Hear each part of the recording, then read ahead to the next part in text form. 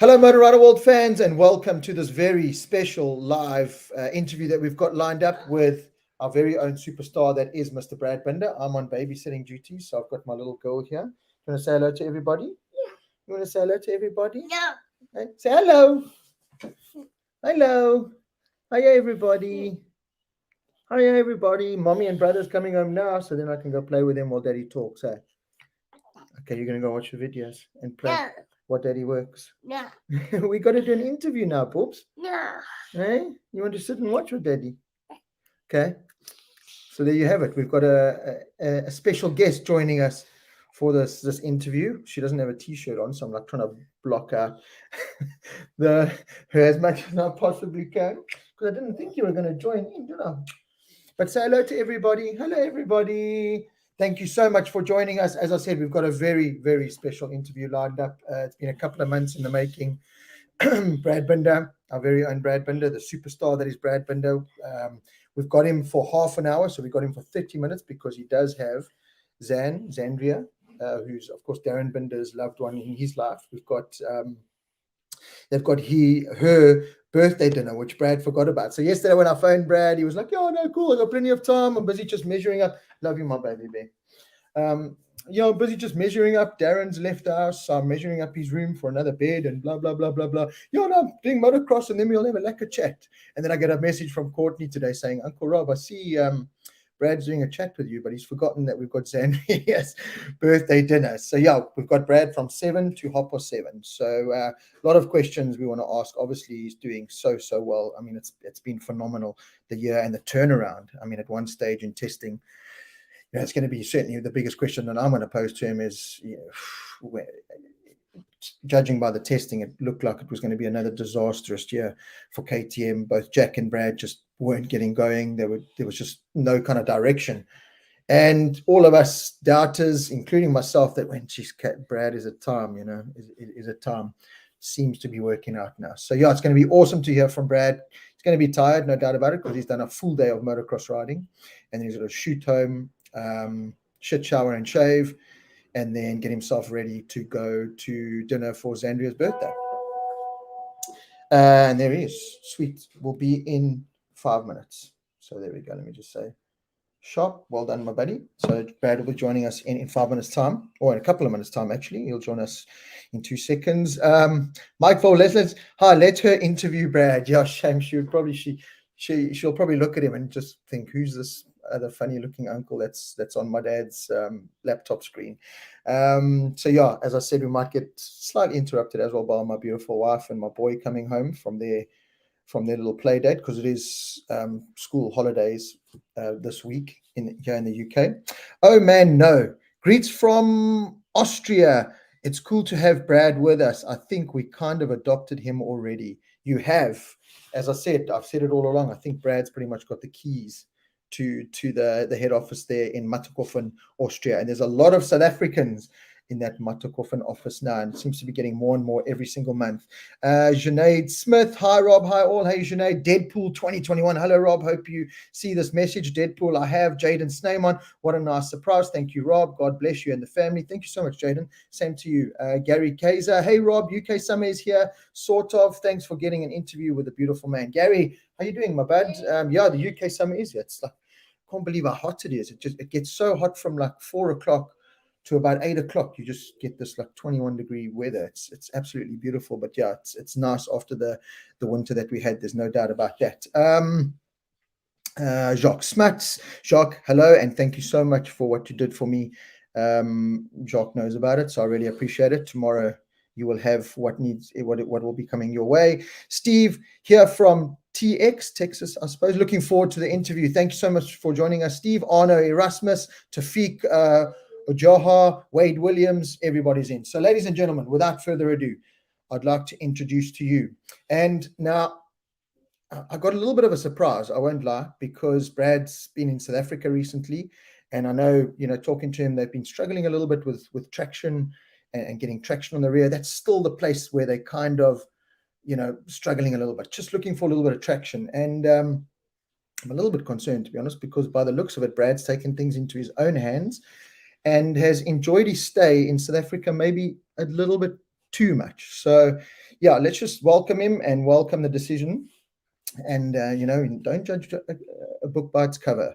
Ray Coralpus. Hey Rob, how you been? We miss you in SA. Ray, I've been great, thank you so much. Yeah, I do miss SA, but really enjoying our time here in the UK. Yanni Stunder, hi Rob. Ross Smith, hey Rob, keep up the great work. Ross, thank you so much. Steve, 90 plus here in Texas already. Oh, Steve, I don't know how you survive. I don't know how you Americans survive in that stuff. Hi Rob, was listening to Race podcast. They were talking about great surprises so far. KTM was not a great surprise. I don't know how. To me, it's a massive surprise. Douglas Twig, evening, Rob and Brad. Captain Courageous with a never say die attitude. We support you through bad times and cheer. No, brilliant. That's what I love to hear. That's a true fan. Love it. But ladies and gentlemen, anyway, without further ado, allow me to introduce the larger than life character that is Mr. Brad Binder. Brad, how you doing? Hi, Rob. Yes, Brad, it looks like you've really enjoyed your time out in South Africa there. No, I have been. Go to the odd bra here and there. Mom's cooking at home as well. So, yeah, really been enjoying myself. It looks like a little bit, maybe too much Brian, too much biltong and boerewors there, my bad, because the KTM jacket's looking a little bit tighter than it has before. Uncle Rob, so everyone's got it wrong, with traction. So we've been battling with a bit of rear end traction issues, and I've taken it upon myself to sort that out. And what better way than to add some extra weight on the rear? Okay, so what you're trying to tell me is you've decided that by adding a bit more of yourself onto yourself, that you'll be helping your traction control problems or your rear grip issues on the KTM. Definitely. I mean, you can see it has helped. I already started in the last couple of races already. And, I'm still training a lot. I'm still very, very active. I mean, I'm running and walking up to, the shops to get my boerewors and my meat and my steak and my fast foods. And then I'm taking an Uber back. Yeah, it looks like you're keeping the fitness up. So that's good to see. I'm glad you do. Ladies and gentlemen, do not leave the chat. We will have the real Brad Binder joining us in a couple of minutes' time. Everyone, just me. Everyone that knows this, of course, my younger, bigger brother, Sean Portman, pretending to be Brad Binder, and I think that's the way to go. I think these MotoGP riders get it wrong. They try to slender down, and I think weight equals traction. You need to bulk up. Ethan Swab, my whole racing career. Ethan Swab, who ordered a Brad Binder from Wish. He is into fitness pizza is in his mouth. Yeah. Everyone, I hope you've enjoyed that little skit there. We're just waiting for Brad to join us. As he said, he's come from motocross and everything. So yeah, I'm glad everyone's got it, because before this we were thinking, so I hope people don't leave because they don't kind of get the connection that this is. Well, of course, this is not really a Brad Binder that's eaten too much, but rather just a little skit. Because they see me without my helmet on. Yeah, but that I must say that KTM top is looking a little bit tight there. That's not. I zipped it up. Looking a little bit tight there, I must say. The camera adds 10 pounds. Yeah, the camera does add 10 pounds. StreamYard, with the system we use, does add 10 pounds. It's all the McDonald's on a Saturday morning.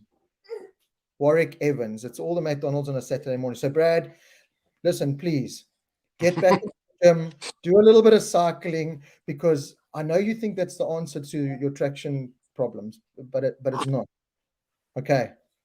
Ditch the junk food and get back to the one cucumber a day, please. I was out in South Africa, Uncle Rob, and with all the load shedding, as Court was about to cook food for us, the power went off. So we had to make a plan, typical South African plan, and go get some fast foods. Okay, well, Brad, Binder times 2, that is enough of you. Thank you so much for joining us. Now, ladies and gentlemen, I would like to introduce you to the skinnier, the faster, the engaged, the getting married, the beautiful man that is the real Brad Binder. Brad, how are you doing? How's it, Uncle Rob? Geez, fantastic that you had 2 of us on the show tonight. Literally, we had a double of you. We literally had a double of you. It's good to Wide see and height, eh?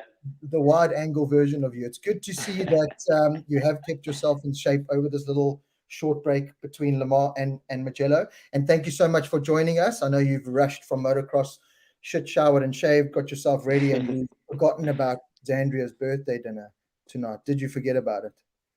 I knew it was her birthday. I just found out today we're going to dinner, but we'll be on time. We'll be on time. We'll crack quickly through this. So, Brad, quickly, how is obviously engaged, getting married later this year? How's all the wedding planning going? Have you ordered the orange KTM flowers, the orange for the wedding venue? Have you done all that? Honestly, I haven't been doing too much. As I think anybody that knows me would understand, I don't do too much. Of course, does everything. So yeah, she's taken control of all of that, and yeah, I like I said originally, I need a date, time, and a place, and I'll be there. So yeah, Courts is sorting everything out, and yeah, I'll try and make it there on time. Okay, lekker. Yeah, just rock up there, but make sure you get your technical debrief before, because there's a lot to take in. You don't want to walk down the aisle the wrong way, or you don't want to trust there's a script to it, because you want to do it right. It only happens once, so do it right. That's it, eh? I'll make sure I put in the focus on the day. Good man. Brad, obviously it's been a great year so far. I'm going to start off by asking, testing didn't go well. I mean, we spoke to Simon Crayfar. It was kind of well documented that testing, and us as fans, sometimes we don't look at testing what it actually is. It's testing. It's not the racing, but we all throw our hands up and go, oh God, KTM again, or on the back foot. Brad must now leave KTM. Jack Miller was the worst signing in the world. They just don't know what they're doing. And here you guys have managed to, so far this season, just turn it around. Now, give us a little bit of insight into what you think's helped turn that around, because the only thing that I can really see that's changed from on the outside to the naked eye, from the testing to now, is that you guys are running this rear winglet. And from what I saw in Portimao, you also kind of started off there. We know you had the neck issue or whatever, but you kind of started off struggling a bit. Jack had this rear wing on, and then you had the rear wing on for the sprint race and kind of seemed to get better. But I mean, what has been the big transformation from testing to your race results? Well, it's been a ton of small things, I think, just all coming together. Obviously it was clear testing for us was not easy. And I think we all left the first test a little bit worried, to be honest. But when we arrived to the race weekend in Portimao, the guys really did a great job to put everything together. We're really struggling, especially with the rear of the bike in all the tests. And what the guys actually did was they managed to change a little bit our stiffnesses, and they did their homework in the week in between, or the couple weeks in between, and they brought us a bit of a few different parts basically to the Portimao race, and it was like a light switch. It was all of a sudden, okay, things are working much better, and you could ride with confidence again. So I think what we gained in pure performance, we gained in just the ability to be able to ride the bike comfortably. So it was a huge step forward for us. Yeah, Portimao for me was a disaster weekend. If I look back at it now, I'm surprised I managed to finish it. So it was a good for me to finish on Sunday and bring home some points. But yeah, extremely tough weekend after trying to write myself off on the last lap of the test. Well, yeah, that's exactly it. The testing wasn't going well. Then you had that crash, and you just thought, oh God, it's going to be another one of those years where you're going to spend most of the year developing, trying to find a direction with the bike, and another year wasted in many ways. So us fans were all just up in arms, and it really wasn't a good start, but you really have turned it around brilliantly. So well done to you and the team.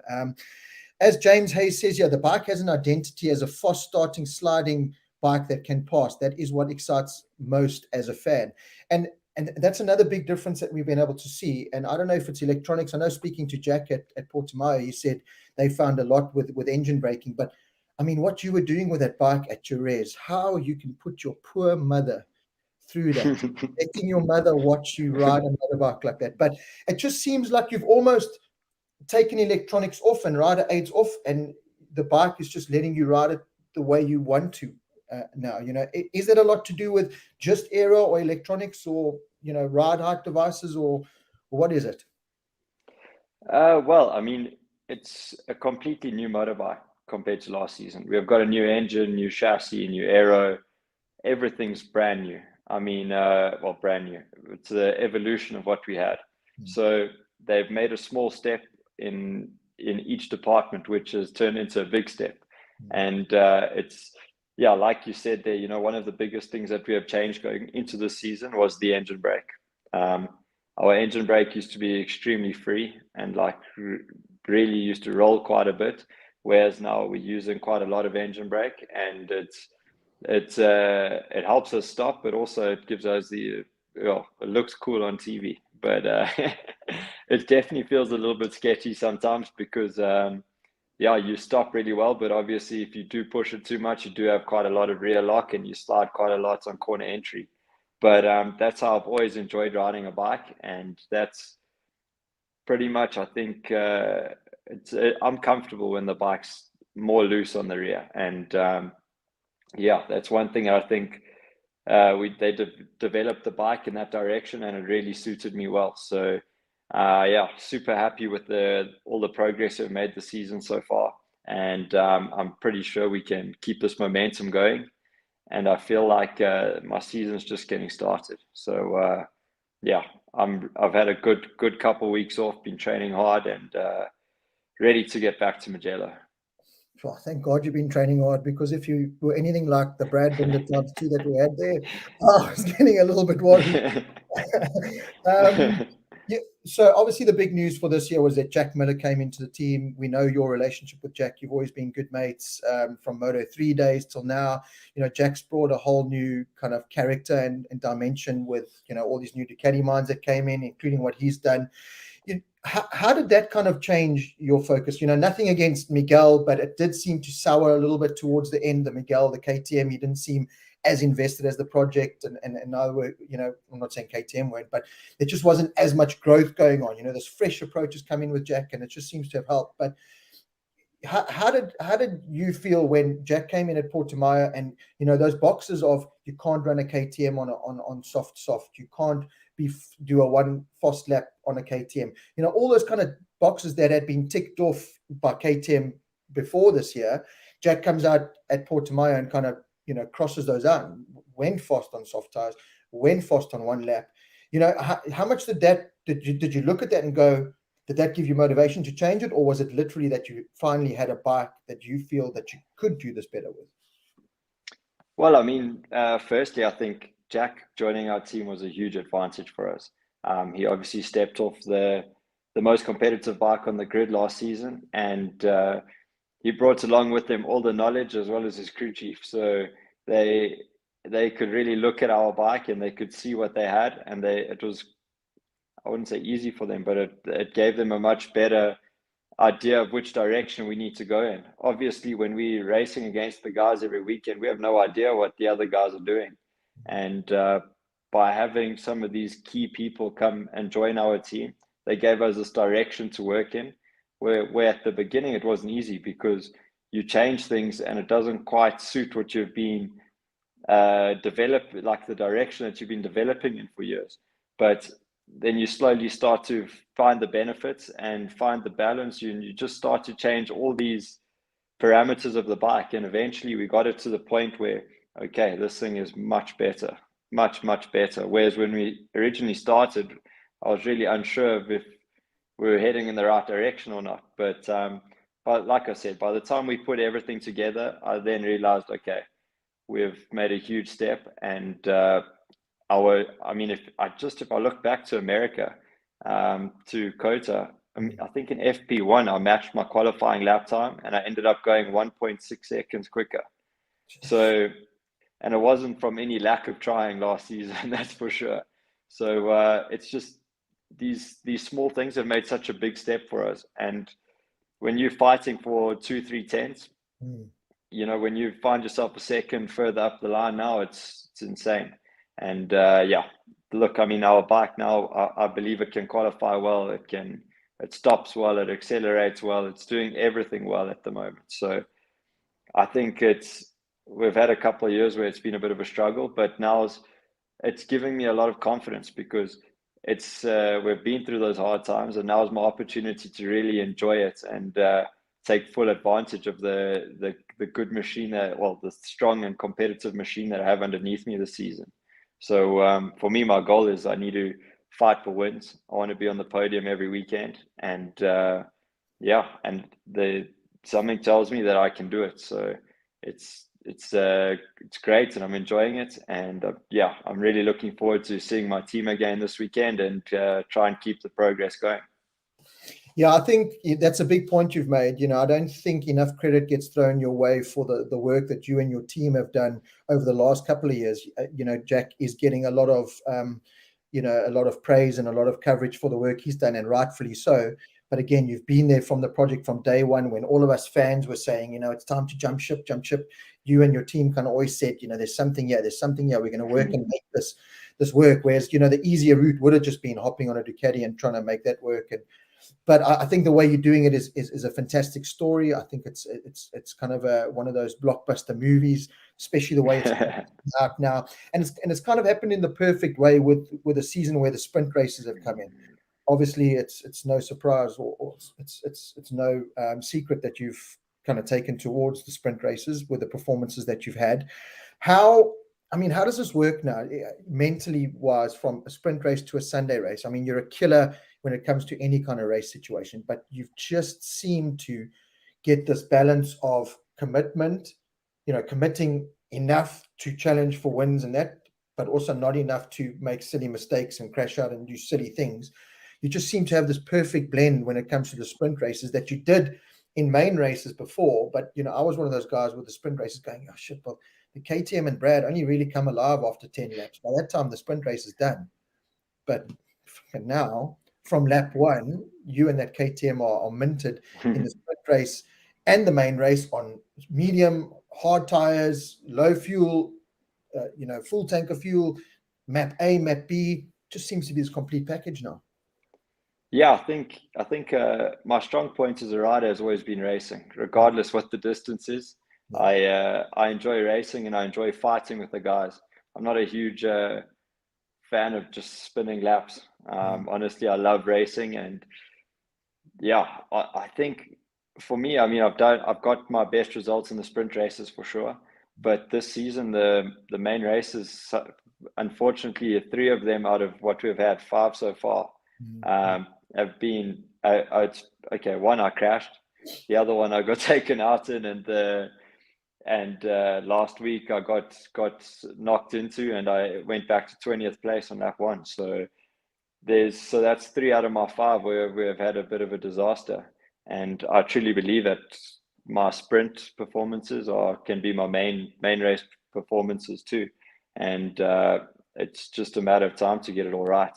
But I'm confident in what I have underneath me, and my crew and everybody is doing a fantastic job. For sure, we need to find a tiny bit more, and I'm digging deep to try and find it. And if we can do so, I'm sure we can really put a strong end to this first half of the season, and then of course, we can try and develop things a little bit more going into the second half.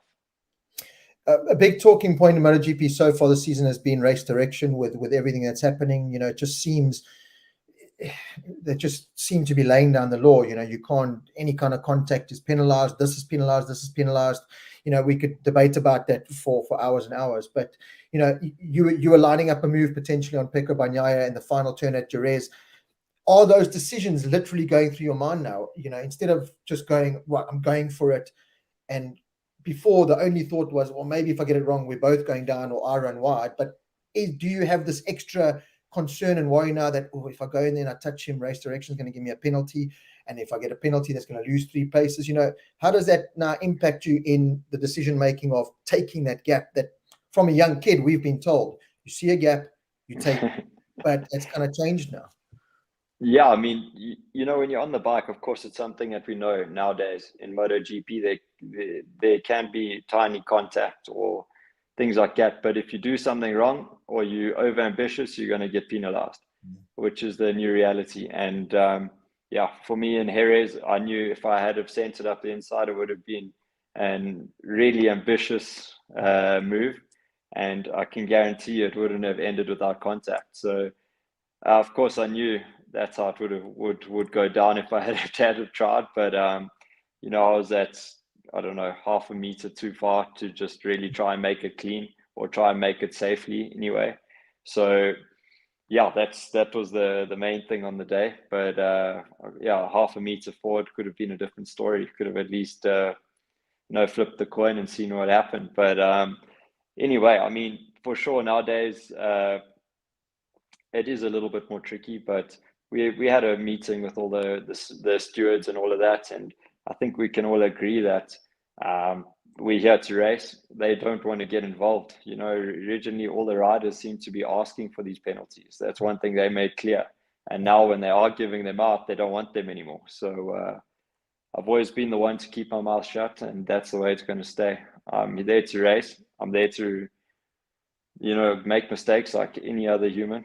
I'm going to ride into people. I'm going to take people out. People are going to wipe me out. And I think it's just a matter of time until it's your turn, unfortunately, in motorsports. And to overcomplicate things for me just doesn't make sense. Yeah, I agree with you fully. Just let them race. As you said, in racing, there's going to be mistakes, and it comes full circle. You're the guy that's on the end of the other, and it does. It's to and fro. So let them race. Sure. Sparsky Williams asks here, how much does the rear winglets really help? Because I mean, it looks like this, you know, old TV aerial that you've just put on top of the back, and a carry handle for your crew to now move the bike quicker. But it clearly does something. Yeah, I mean, it's strange. You definitely do feel it. Yeah, like, I mean, when they bolted on and bolted off, you clearly feel a difference. You know, I mean, it's like what you'd imagine. You have a tiny bit more rear contact. Yeah. It's nothing huge, but we're looking for 0.1 of a second can go a long way. So, yeah, I mean, at the moment, it's something that I quite like the feeling of. For sure, it has its positives and negatives, but yeah, I think it's something new that everyone's exploring at the moment, and I quite like it. Each time we put it on, I preferred it. So it's something that's going to be bolted on my bike for the rest of the season for sure. Good man. Another big addition to the team this year has been another South African, Bjorn Espen, as your right-hand man. That looks to be, you know, a brilliant contribution to you and to your results. How much easier does it make things when you know you don't have to worry about those small things, and you can kind of just focus more on getting the job done, and that's riding the bike as fast as you can? Sure. You know, going into this season, when we started to find out about the whole new format and how we're going to have sprint races and qualifying Saturday morning, and they're cutting a session, and to be honest, we probably have double the media stuff that we have ever had to do before. And I knew that, okay, I need somebody to help me, because I think I've always had somebody in Europe, but never at the away races. And yeah, at the end of last season, I spoke to my team, spoke to my manager, and I said, okay, let's try and find somebody and see what we can do. And of course, Bjorn has come to plenty races before, and he's a good mate of mine. So it kind of fitted in perfectly. And yeah, you know, it's amazing to not have to worry about anything. I know no matter what the weather does, no matter what's going on, I have my schedule that I need to follow, and he's taking care of everything else. So I don't need to worry about prepping anything, or, you know, now also, I mean, you know, nowadays in MotoGP, nutrition.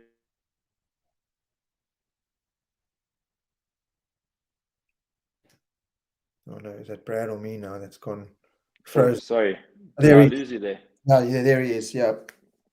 Sorry, I don't know where I lost you there, but yeah, I was saying nutrition and stuff plays a huge role nowadays in MotoGP, and you know, we've got a fixed schedule of what time I need to eat what things, and all of that. And so Bjorn takes care of all of that for me, and yeah, takes away all the guesswork for me. So he's been a huge help. It's been awesome to have him around. He fits into the team really, really well.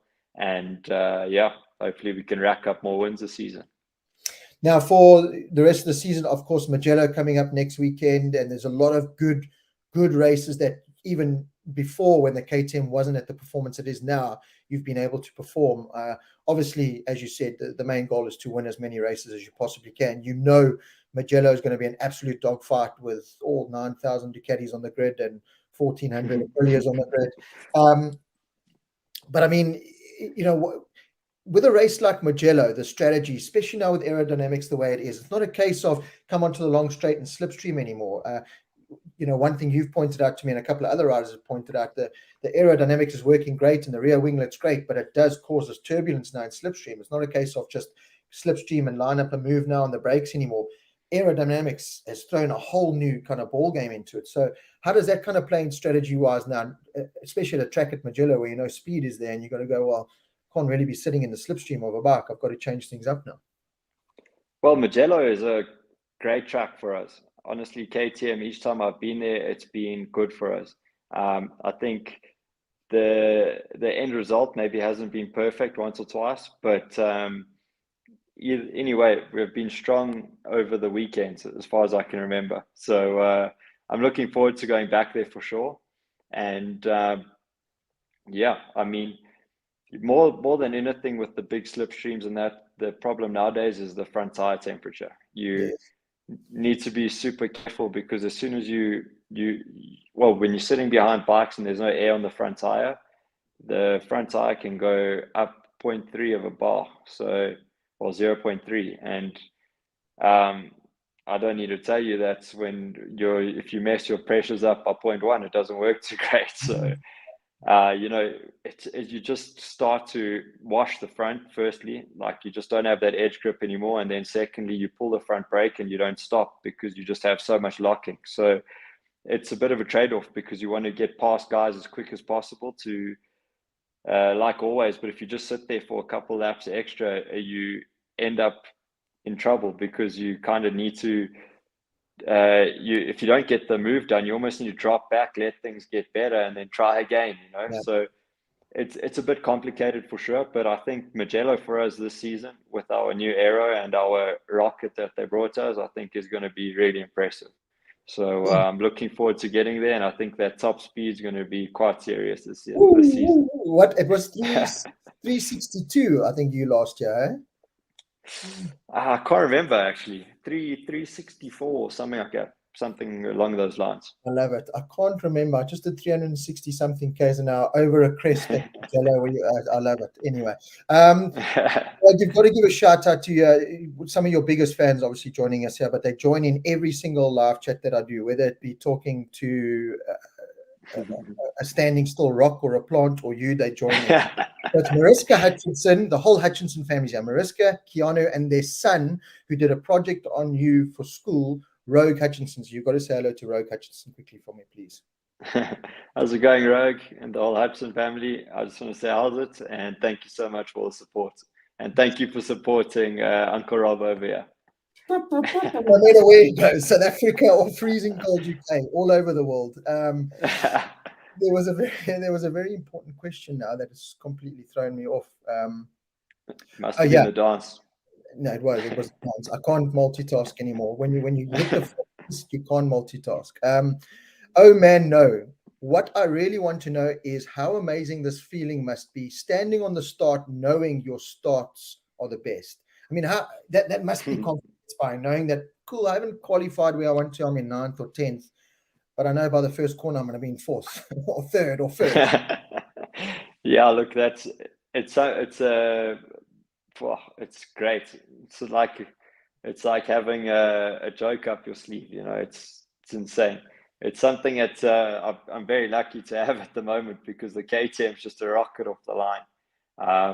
You know, my guys have the launch control working incredibly well, and I know if I can get my reaction time just average and not so bad, I can probably shoot past the row. So it's it's something that's awesome to have in your pocket, especially when you're when qualifying is not necessarily my strongest point. So it's yeah. I mean, when I watch the videos the day before, I always look at it as one row is a done deal almost. So I hope it stays that way for sure. The other guys are going to catch up a little bit, but I hope we keep that advantage. It's really, really cool to have.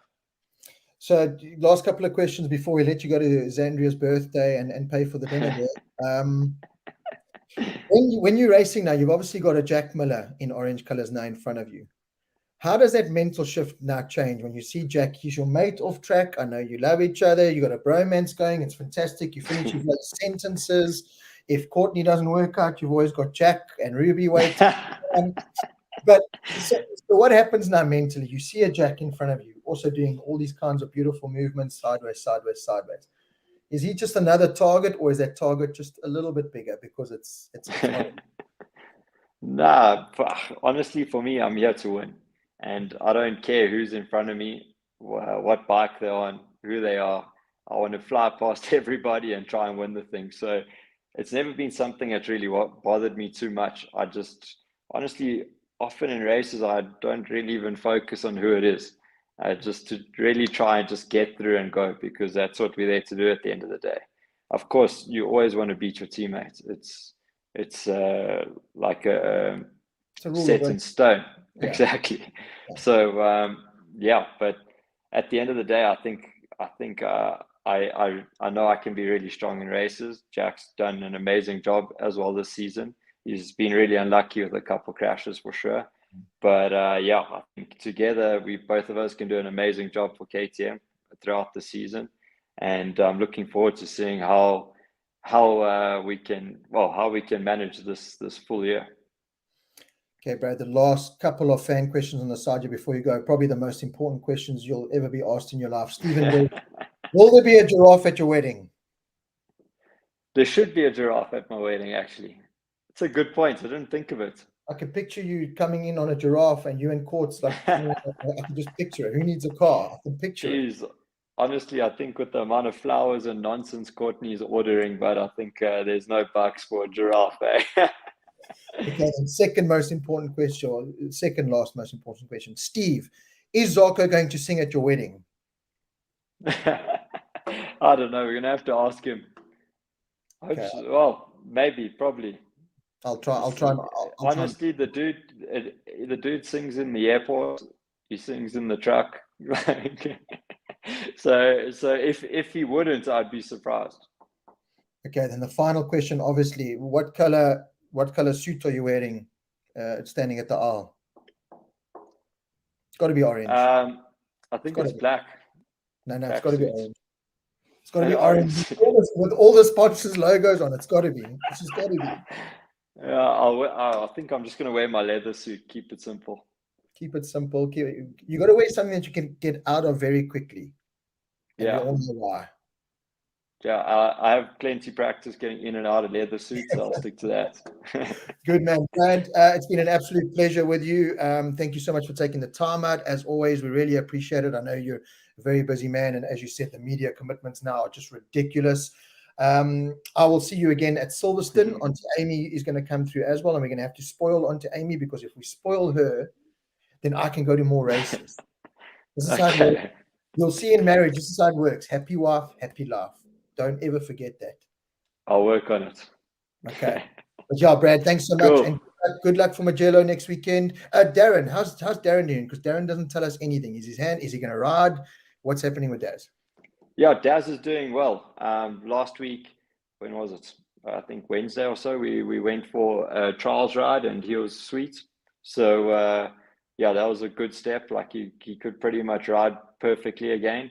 So he's still got quite a bit of swelling in his hand, which looks a bit weird, but he says it doesn't feel the greatest. But yeah, we went to ride Supermoto yesterday, and we're at motocross today, and he was strong and fast in all of them. So I think we got nothing to worry about for sure. I mean, to cover a 40-minute race is always going to be difficult if you still got a little bit of pain in that. But Daz is a tough cookie, and I'm 100% sure he'll be just fine in Magello. Great, Brad. Thank you so much. It's officially 7:30, and you can go. Yeah. Enjoy yourself. Good luck for the race Cool. weekend and the rest of the year, and I'll see you at Silverstone. Thank you so much, Brad. Thanks so much. Thanks for having me on the show, and thank you to everybody for tuning in. All the best, guys. Cheers. Cheers, B. Thanks so much, bro. Ciao, bye. How awesome was that, people? Thank you so much for joining. Rogue, it's been an absolute pleasure having you. Thank you so much, young man. I'm asking if you are happy that we joined. Of course he was, Rogue. Didn't you hear him? We gave you a special shout out. Thank you so much for joining, Rogue. Really appreciate it. Like I said, you guys have supported from day one, no matter who I talk to or what I do.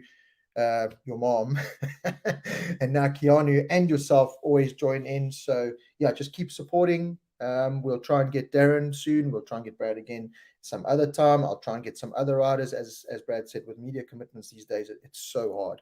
I've been trying to get Top Rack Raz Gedioglu for the last couple of months, and it's just always delayed. So yeah, very, very, very honored and proud that we are able to get Brad.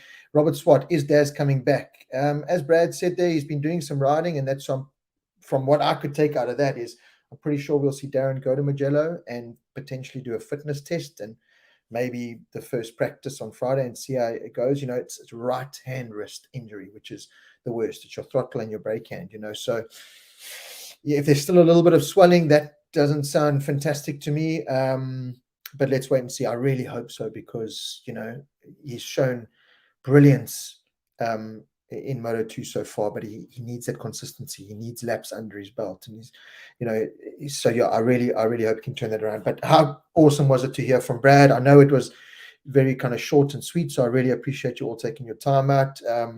But yeah, every minute that we can get with Brad is always an absolute pleasure and an honor. So thank you so much, everyone, for joining in. Check out the Moto Rider World Facebook page.